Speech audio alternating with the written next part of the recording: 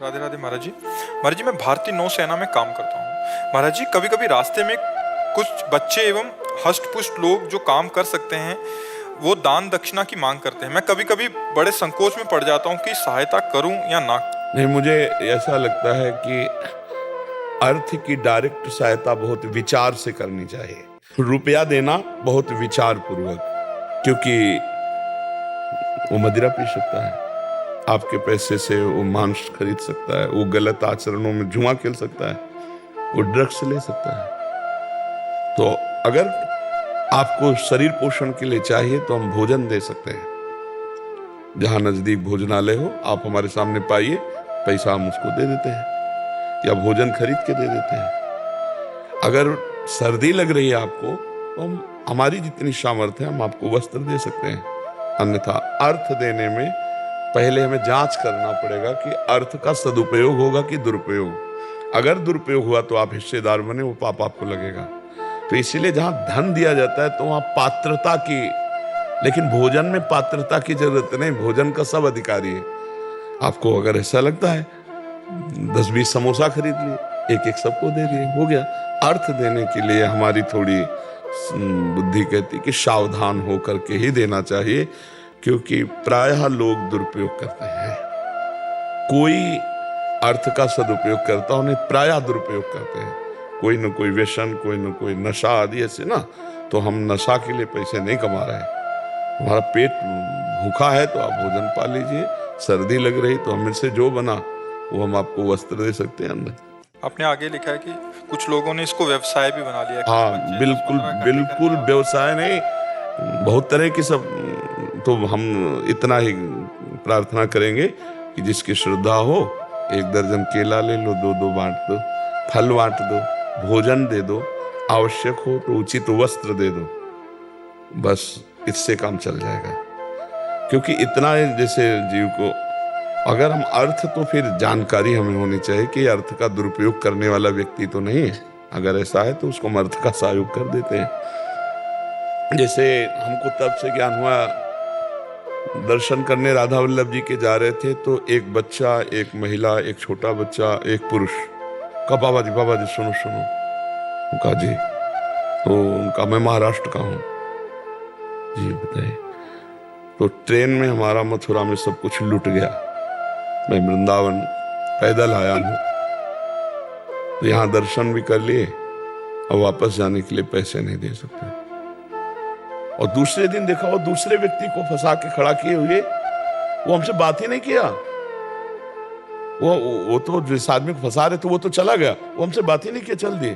तो हमें लगा इनका मतलब व्यापार है, क्योंकि ऐसे मांगने में 10-20 रुपया देंगे और किराए की उसमें, अब बच्चा है, स्त्री है, बेटा है, तो लगता है कि बात सत्य होगी। हो सकता है इनकी जेब कट गई, हो सकता है इनकी बैग कोई उठा ले गया हो।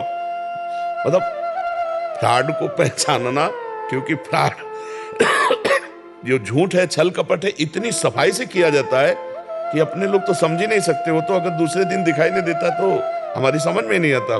फिर हमें समझ में आया कि मतलब इतनी जोर का, तो हमको दान पुण्य बहुत संभाल के करना है, बहुत संभाल के करना है। बहुत से ऐसे जो मदिरा पान करते हैं, जो ड्रग्स लेते हैं, तो हमको अर्थ का बहुत सोच समझ के दान करना है। किसी का एक्सीडेंट हुआ है, अब वो कौन है मत देखो, उठा के ले जाओ, अस्पताल में ले जाओ, 10,000 50,000 लगा दो, कोई परेशानी नहीं। उस समय आवश्यक था और वो पात्र था, लेकिन वो बैठा है और पैसा मांग रहा है। आप उससे कहो एक सेव ले लो, कहेगा नहीं, रुपया दे दो, एक ही देना चाहते तो एक ही दे दो। मतलब क्या है? मतलब क्या है भाई? भिक्षा में बैठे हैं तो जो मिला उससे अपना उदर पोषण के, भिक्षुक तो यही है कि जो मिला। लेकिन आप देखना, आप 2 केला देना चाहो तो मुश्किल ही हो, तो कहेंगे 1 रुपया देना चाहो तो 1 रुपया दे दो। पैसे की मांग होगी। पैसा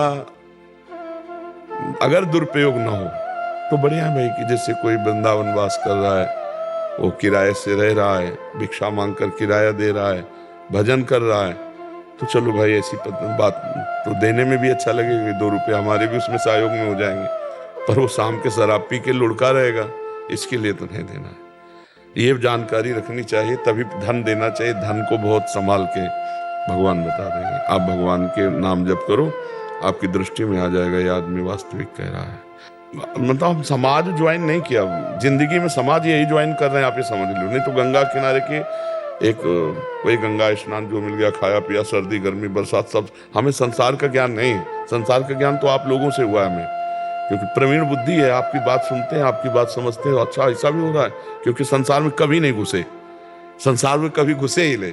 गंगा किनारे से काशी, काशी से वृंदावन, वृंदावन से अब समाज में, तो अब हमें समाज का ज्ञान हो रहा है। तो समाज का जब तक ज्ञान ना हो ना, तब तक चाहे जितना विद्वान हो, चाहे जितना वो मतलब व्यवहार के काम में नहीं आएगा। सोना शुद्ध जो है ना, उसका गहना नहीं बनता, उसमें मिलावट होनी चाहिए। तो जैसे शुद्ध ज्ञान, अब उसमें मिलावट हुई तुम्हारी, तब तुम हमारी बात समझ पा रहे हो। लेकिन शुद्ध हितधाम में कैसा प्रवचन था? हितधाम, हाँ, उस समय प्रथा ये चल गई थी कि बाबा का कोई एक हफ्ता 10 दिन सत्संग सुन ले तो चप्पल जूता कपड़ा सब उतार के फेंक देगा, ऐसा था।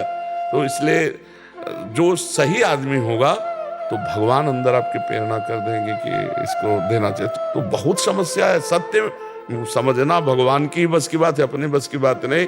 तो भगवान से प्रार्थना करो, जब किसी को आवश्यक हो भगवान हमें संकेत कर देना, हम सेवा कर देंगे, क्योंकि वस्तु आपकी है और आपको ही देना है। तो आप संकेत कर देना, जहां से लेना वो आपको संकेत कर देंगे।